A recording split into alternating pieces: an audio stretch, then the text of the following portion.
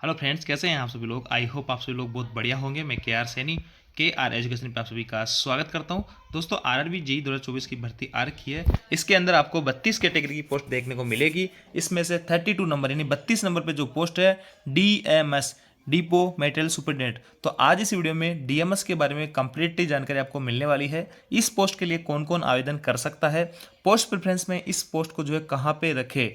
ये पोस्ट दोस्तों बहुत ही शानदार है। पोस्टिंग प्लेस इसका बहुत शानदार रहने वाला है और ये जो है ओनली आपकी डे शिफ्ट यहाँ पे रहने वाली है। वर्कलोड इसमें कोई कुछ खास नहीं होता है। सेफ्टी कैटेगरी से जो पोस्ट जो है जुड़ी हुई नहीं है, इसलिए मेंटल पीस इस पोस्ट में रहने वाला है। तो ओवरऑल ये पोस्ट जो है बहुत ही शानदार है। इस पोस्ट के बारे में कंप्लीटली जानकारी आपको इस वीडियो में मिलने वाली है, चाहे वो जॉब प्रोफाइल हो, प्रमोशन हो, सैलरी हो और अलाउंसेस वगैरह सारा कुछ ए टू जेड जानकारी आपको आज इस वीडियो में डीएमएस के बारे में मिलने वाली है। दोस्तों, नोटिफिकेशन पे चलते हैं तो वहाँ पे आप देखते हो कि 32 नंबर की जो पोस्ट है डिपो मेटल सुपरिटेंडेंट, ये लेवल 6 की यानी जेई की पोस्ट है और स्टोर इसका जो है डिपार्टमेंट यहाँ पे रहने वाला है। स्टोर की एकमात्र ये पोस्ट है, स्टोर डिपो। और इसके अंदर C1 मेडिकल स्टैंडर्ड आपका मांगा जाएगा। और सबसे पहले इसमें कौन कौन लोग आवेदन कर सकते हैं तो देखिए, 3 years diploma in engineering in any discipline from a recognised institute. यहाँ पे दोस्तों आपके पास में 3 साल का डिप्लोमा किसी भी स्ट्रीम से, इलेक्ट्रिकल हो, इलेक्ट्रॉनिक्स हो, मैकेनिकल हो, कंप्यूटर हो, किसी भी स्ट्रीम से अगर आपके पास में 3 साल का डिप्लोमा या फिर जो इंजीनियरिंग कर रखी है आपने किसी भी सब्जेक्ट से, तो आप जो है इस पोस्ट के लिए यहाँ पे आवेदन कर सकते हो। और हर जोन से ये पोस्ट, इस डीएमएस की पोस्ट आपको देखने को मिलेगी। कहीं पे कम ज़्यादा थोड़ी सी हो सकती है, लेकिन लगभग सभी जोन से आपको डीएमएस की पोस्ट यहाँ पे देखने को मिलेगी। तो आपको यहाँ से क्लियर हो जाता है कि कौन कौन लोग इसके लिए एलिजिबल है। अब दोस्तों बात करते हैं C1 मेडिकल स्टैंडर्ड की। तो देखिए यहाँ पे रेलवे के अंदर कई टाइप के मेडिकल स्टैंडर्ड होते हैं। इसका जो है C1 मेडिकल स्टैंडर्ड होता है। तो C1 के अंदर देखिए, C1 में physical fit in all respect. अब देखिए सबसे इंपॉर्टेंट यहाँ पे मांगा जाता है आपका डिस्टेंट विजन। डिस्टेंट विजन में आपकी एक आंख 6/12 की और 6/18 की है, विद और without glasses. And near vision आपका 0.6 with without glasses when reading और क्लोज वर्क इन रिक्वायर्ड। देखिए दोस्तों, यहाँ पे आपका जो मेडिकल स्टैंडर्ड है वो ही जो है लो लेवल का है। यहाँ पे आपकी आंखें अगर एक आंख 6/12 की, दूसरी 6/18 की है, ग्लासेस के साथ में यानी चश्मे वाले भी इसमें अलाउ है। और दोस्तों इसमें आपके किसी के कलर विजन है तो भी अलाउ है इसमें, किसी को बाइनोकुलर विजन है और मेसोपिक विजन है, किसी भी टाइप का आंखों में कोई दिक्कत है तो वो सभी लोग इसमें यहाँ पे एलिजिबल रहने वाले हैं। आपका लेजर टेस्ट वाले हैं वो भी इसमें एलिजिबल रहने, इसमें लेजर टेस्ट नहीं होगा, कलर विजन टेस्ट नहीं होगा, बाइनोकुलर विजन टेस्ट नहीं होगा और भी नाइट विजन में से कोई सा विजन यहाँ पे टेस्ट नहीं होगा। तो एक तरह से इसमें बहुत ही लो लेवल का मेडिकल स्टैंडर्ड है और इसमें इतना कोई मेडिकल का बहुत बड़ा रोल नहीं होता है, क्योंकि ये ऑफिशियल वर्क यहाँ पे रहने वाला होता है। अब देखिए दोस्तों, आगे बढ़ने से पहले आप सभी लोगों को बताना चाहूँगा, कई सारे दोस्त पूछते हैं कि सर सीबीटी की जो है, रेलवे की सीबीटी जो जेई की, उसकी तैयारी कैसे करें। देखिए आपको पीवाईक्यू और आपका जो सिलेबस है दोनों को साथ में लेके चलना है और प्रैक्टिस सेट आपको लगातार करते जाना है। तो पीवाईक्यू के लिए आप जो यहाँ पे किरण पब्लिकेशन की कुछ बुक्स हैं, इनको आप फॉलो कर सकते हैं। देखिए पीवाईक्यू आपका जो प्रीवियस क्वेश्चन पेपर 2019 के जो कि 34 सेट है, आपको हिंदी और इंग्लिश दोनों ही मीडियम में अवेलेबल है। हर क्वेश्चन का डिटेल से एक्सप्लेनेशन आपको इसमें मिलने वाला है। इसके अलावा दोस्तों जीके और जीएस का बहुत अच्छा खासा रोल यहाँ पे रहने वाला होता है, आपके सीबीटी 1 के अंदर भी और सीबीटी 2 में भी। तो उसके लिए आप ये बुक प्रिपेयर कर सकते हो। इसमें 3790 प्लस क्वेश्चन है, सारे के सारे प्रीवियस क्वेश्चन पेपर आपको विद सॉल्यूशन आपको एक जगह मिलने वाले हैं। इसके अलावा दोस्तों जनरल रीजनिंग की तैयारी के लिए आप ये बुक प्रिपेयर कर सकते हो, 8700 प्लस इसमें क्वेश्चन है।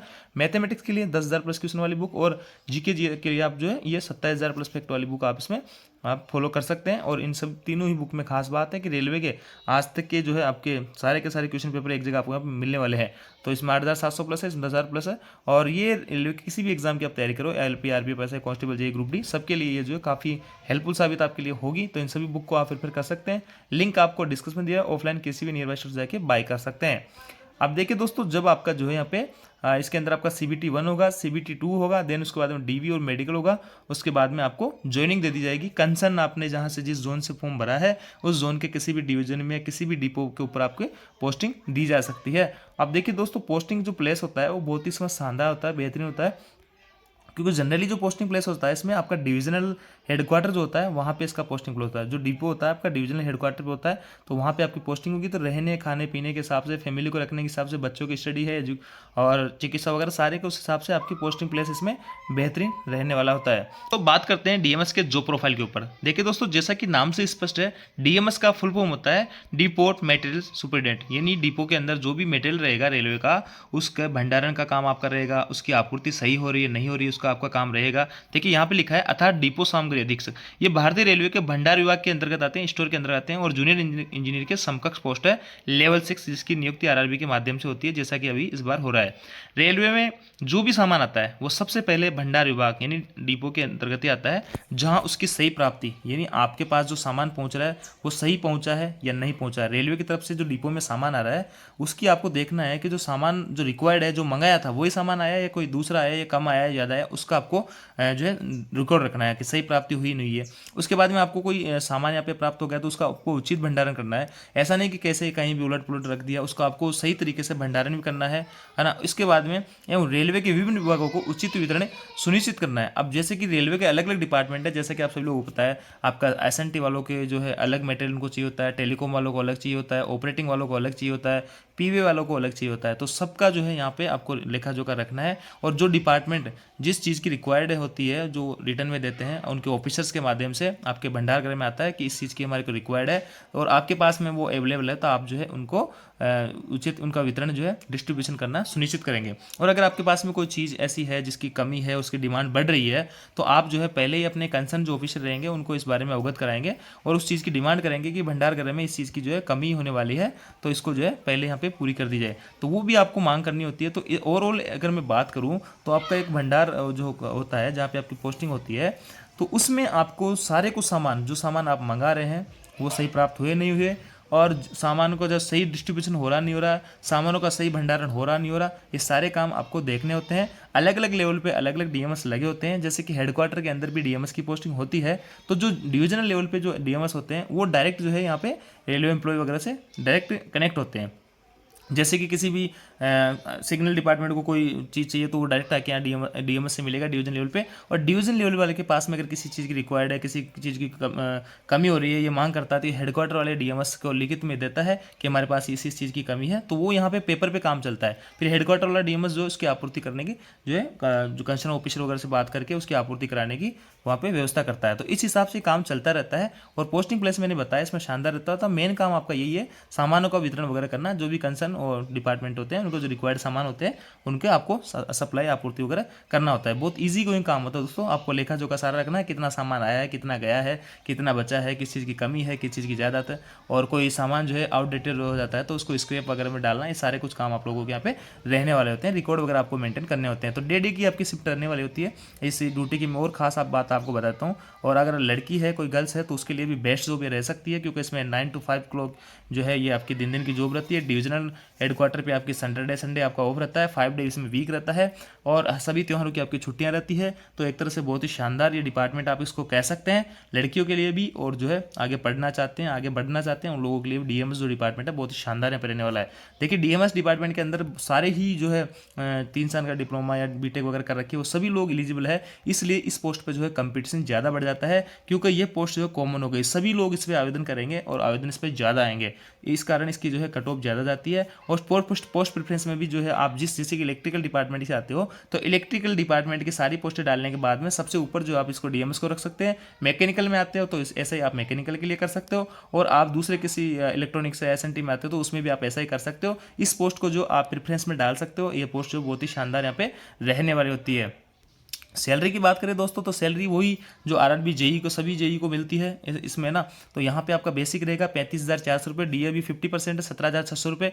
1-2 साल बाद में जब आपकी पोस्टिंग होगी तो डी पे और भी बढ़ जाएगा, तो सैलरी आपके हिसाब से और बढ़ जाएगी। HRA 10-20-30% होता है। तो जनरली आपकी जो पोस्टिंग होती है वो वाई क्लास शहर में ही होती है, तो वहाँ पर वाई क्लास शहर के अंदर आपकी जो 20% आपको HRA मिलेगा, तो 7,080 रुपये। और अगर एक्स क्लास में होती है तो आपको 30% यहाँ पे मिलेगा। एक्स क्लास जैसे कि आपको पता है मेट्रो सिटी, बॉम्बे, दिल्ली वगैरह, और वाई क्लास में आपके बड़े शहर जयपुर, अजमेर, जोधपुर जैसे, और उसके अलावा सारे 10% में जेड क्लास के। जेड क्लास में होता ही नहीं जनरली। और इसके अलावा TPA मिलता है आपको एक्स, और एक्स के क्लास में 5400 मिलता है, वाई जेड में 2700 मिलता है। तो सिटी के हिसाब से आप उसमें देख लेंगे।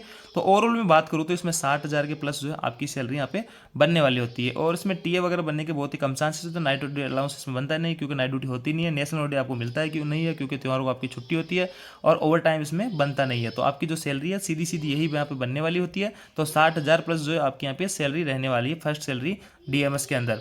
अब प्रमोशन की बात करते हैं दोस्तों, प्रमोशन भी इसमें जैसे सभी डिपार्टमेंट, सभी जो जेई के डिपार्टमेंट है अलग अलग, उनमें जैसे प्रमोशन होता है वैसा ही प्रमोशन इसमें रहने वाला होता है। सबसे पहले आप जो है इसमें फिक्स प्रमोशन की बात करते हैं, बिना किसी एग्जाम दिए सबसे पहले आप डीएमएस बनते हो, डिपो मेटल सुपरडेंट। उसके बाद में सीडीएमएस, चीफ डिपो मेटल सुपरडेंट, जो कि लेवल 7 की पोस्ट है, और यहाँ से 4-5 साल में आपका यहाँ प्रमोशन हो जाता है। इसके आगे दोस्तों आपका ऑफिशियल प्रमोशन यहीं तक है। और अभी अपग्रेडेशन की पॉलिसी जो आई है उसके अंदर आप लेवल 7 और 8 तक भी यहाँ पे सॉरी लेवल 8 और 9 तक भी आप यहाँ पे पहुँच रहे हो, यानी 4800-5400 तक भी पहुँच रहे हो।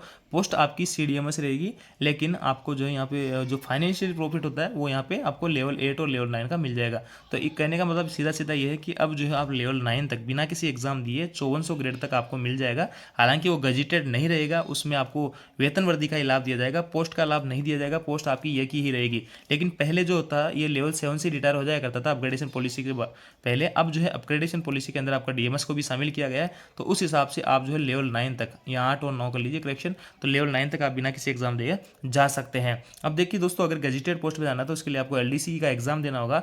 इसके लिए आपको असिस्टेंट मेटल मैनेजर की पोस्ट आपको सिलेक्शन होगा। उसके बाद में प्रमोशन होकर आप डीएमएम बन जाओगे, डिविजनल मेटल मैनेजर। और उसके बाद में सीनियर डीएमएम, जो कि डिवीजन मेटल मैनेजर, जो डिवीजन का सबसे बड़ा मेटल मैनेजर होता है, वो उस पोस्ट पे पहुंच सकते हो। इस पोस्ट के लिए एग्जाम होता है एलडीसी कोटे से 5 साल की। अगर आप डीएमएस के रूप में सर्विस हो जाती है तो उसके बाद में एएम का एग्जाम आप दे सकते हो।